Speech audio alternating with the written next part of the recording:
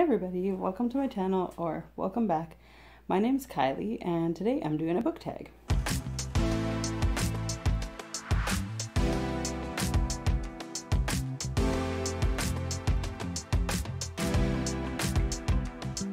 Today I'm doing the travel book tag, which there's a couple travel book tags I think that are going around, but this one was created by Talia over at Bookish Paradise. And she's my friend. Hi, Talia. Sorry it's taken me so long. I got there eventually.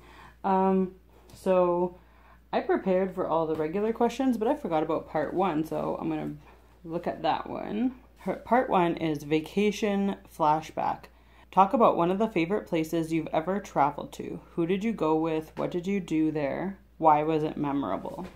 I've traveled to a few different places. When I was in high school with a high school trip, it's pretty normal up here in Canada to go on a high school trip in grade 12 overseas. I went to Italy in my grade 12, and if you took French, lots of the French class, you had the option of going to France.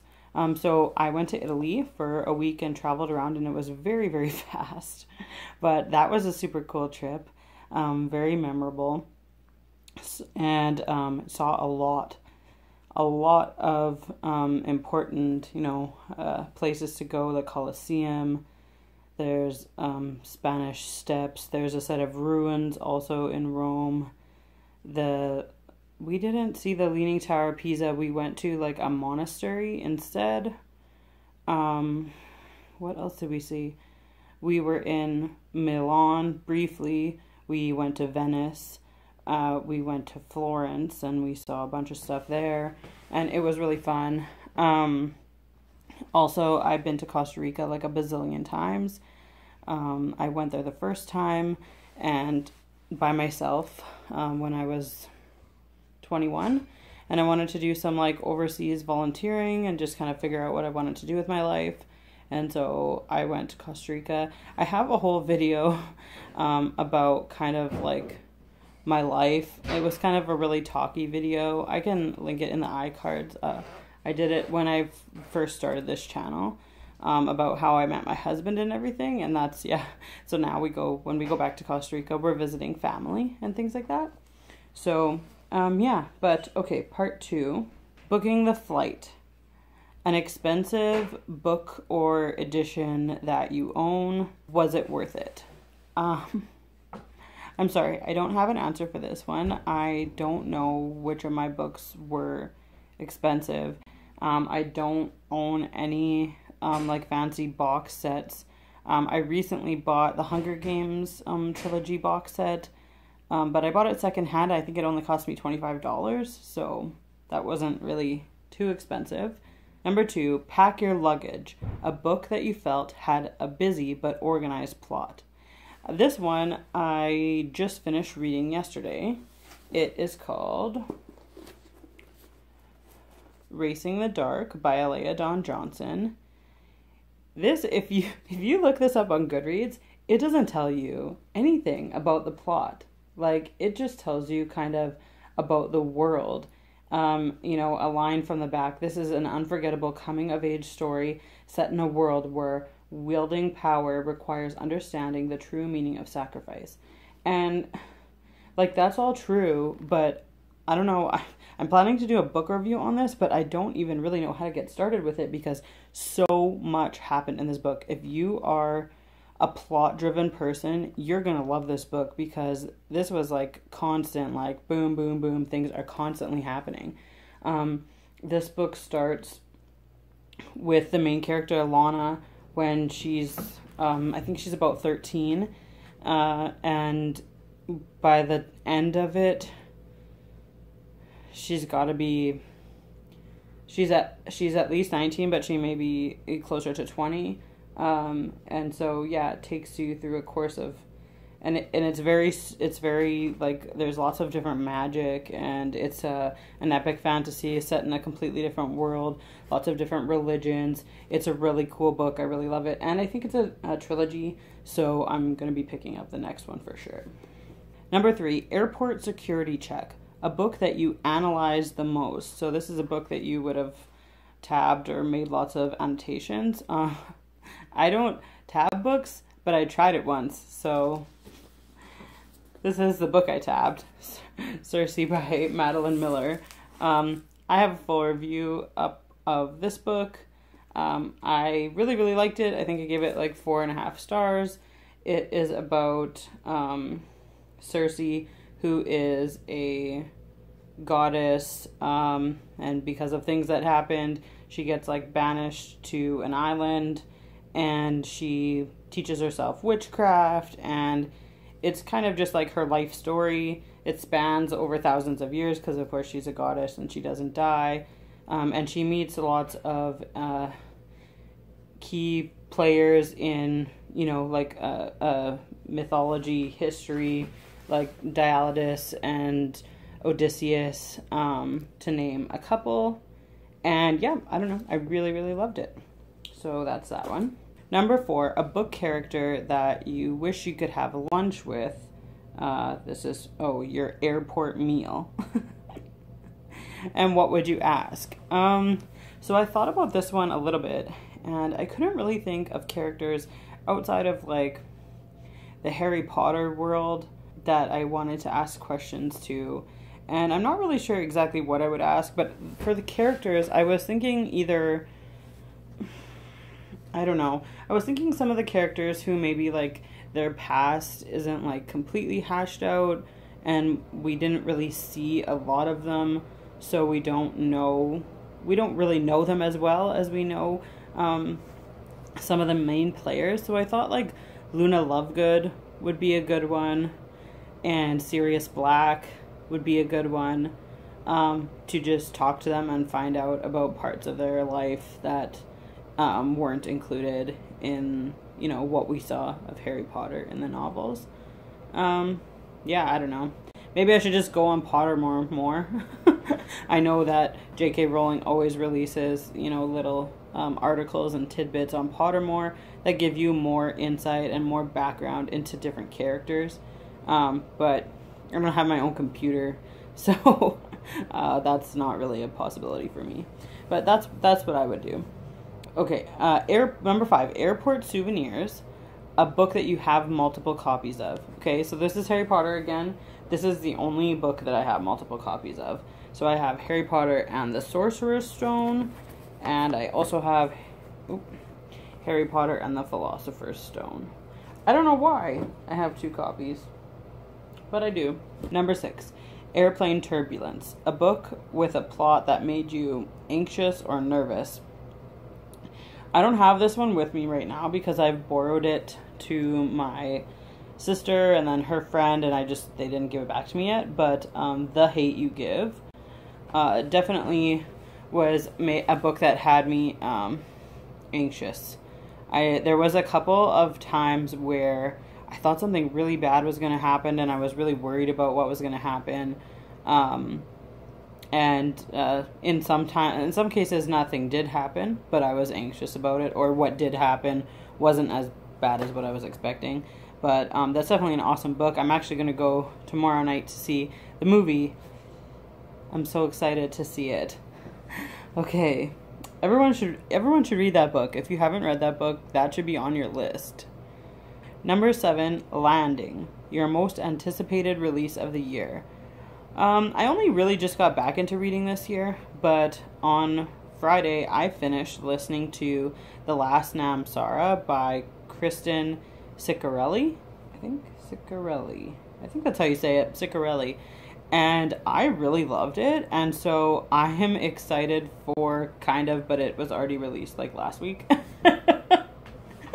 So The Caged Queen is the number 2 to The Last Namsara, and I think it was released on September 25th, 2018. So if I'd have been a little bit faster filming this, then that would have made sense, but it came out this year, so I think it counts. Number 8, baggage claim. A book or series that felt like a drag. I don't really like talking about books that I didn't like a lot because I know that someone loved it, you know? I don't know. So I've talked about both of these books before. I didn't really like them. I don't have them. One of them I listened to an audiobook, and one of them I gave away already because that's how much I didn't like it. But the Magicians, I think the author is Lev Grossman, and then The Paper Magician, and I think the author is Charlie Holmberg. That's off the top of my head. I really didn't like either of those books, and they're both the first in either a series or a trilogy, and I'm not continuing on with them. Okay, number 9, Destination. A book or series that you could read over and over and over again. For this one, I picked The Book Thief by Marcus Zusak. And I really loved this book. This book has everything that I really look for. I like to read about times in history that were difficult and that where people faced a lot of challenges. And I like to read about people who could have just followed the grain and did what everyone else did, but instead, had a moral compass and did the right thing. And I love to read stories like that. And I feel like The Book Thief really makes you fall in love with the characters. And, so you fall in love with them and you're growing with them, and something really terrible does happen at the end, but I felt like I wasn't expecting it. I was absolutely not expecting that to happen. I did not guess that would happen. But then still, the ending was still satisfying and happy and kind of, I guess. Yeah, that's definitely one that's going to be reread for sure. And I need to add to my library because I listened to it on an audiobook. That's how I read it. So now I need to buy it or get it for Christmas or something. Really love that one. Okay, so at the end of Talia's, we're at the end of Talia's tag that she made up here. So because number 10 is just tag your friends. And so I'm going to tag some people, but I'm going to tag them down in the comments, and I'm going to tag them on Twitter because I don't like to have to think on the spot here. But I'm going to add something at the end. I'm going to add part number 3. So if you do this tag, it's optional. Talia's original tag just had 2 parts, but I'm going to add a 3rd part because I really love to travel. And there's lots of places that I haven't traveled before that I want to travel to. So that's my part 3. Where would you like to travel and why? I have a top 5 list. So let's just sit back and relax. Okay. So my number 1, other than this one, they're kind of not in a particular order. But my number 1 is, and I put 2 together, because I want to get to Universal Studios to see the Wizarding World of Harry Potter. I don't care if it's Florida or California. Like, eventually I want to go to both. But I just want to get there. And then secondarily would be to go to the UK and to see the London tour, the Warner Brothers London tour. Those are like that has to happen before I die. It's just not an option to not have that. Then on my list for number 2 is to go to Greece. I really love Greek mythology, so seeing all of the temples and everything there. There's a lot of history in Greece that really interests me, and of course beautiful scenery. Everyone knows the iconic picture of that town where it looks like the buildings are on the side of a hill. I'll put the picture in here, but I'm sure everyone knows what I'm talking about.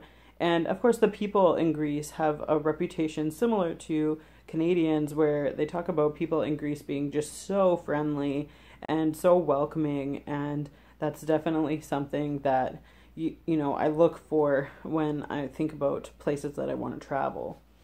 My third one on my list is to go to Peru and to hike Machu Picchu and go and see those ruins. Machu Picchu, for anyone who doesn't know, is Inca ruins that were abandoned in the 1500s. And it's definitely a physically challenging hike. You have to hike up to where the ruins are. But it's just something that I've always wanted to do. I really can't explain it. It's just, I found out about, what it was, and I saw pictures, and I thought, and I've always, it was never something that was fleeting. Like I've had this feeling that I really would like to go to Machu Picchu, like, for a long time, for a lot of years. So that one is on my list. Number 4 is India. I am really interested in other cultures and religions and things like that. And India was the birthplace of, like, Buddhism and Hinduism. There is so many UNESCO World Heritage Sites, temples and monuments and things like that are really interesting in India. And India has a really interesting culture that's very different from anything that I've experienced so far in my life. And they speak a language that I am familiar with. For anyone who doesn't know, India was ruled by Britain for a long, long time. And so even though the people who live there, they do speak their own dialects of Hindi languages, but they also, once they start school, they're taught school in English. So if you go there, you shouldn't have a problem unless you're going to, like, a really rural area. Everyone speaks really good English there. And that's definitely a plus. Like, I really do like languages, and I don't mind learning enough to get by. But that's definitely a plus when you're looking at traveling, being able to speak the language and not having to worry about things like that. And then number 5 is Africa. This is involving me wanting to get my hands dirty. Something that I've always wanted to do in my life was to go and do volunteer work overseas, and I thought it would be, like, really cool to be involved with. I don't know, like, when I was a kid, I'd dream about doing, like, Doctors Without Borders and things like that, and you have to be a doctor to do that, but yeah, so, like, I would love to go to Africa and help build schools and dig wells and teach English or computer skills, or volunteer at animal protection, like, facilities, people, protecting elephants or protecting, other wildlife that's threatened by poachers and things like that. And yeah, like, that's something that I would really love to do at some point in my life, is, do a lot of all this traveling, but I really don't mind doing volunteer work and helping wherever I can. Okay, so that brings me to the end of my top 5 list. I just really love to talk about the places that I would like to travel to, and I like to just daydream about it. So I wanted to add that to the end of the tag. But thank you, Talia, for tagging me. I hope you all enjoyed watching this tag. Like and subscribe to see more from me. And that's all I have for you today. Bye.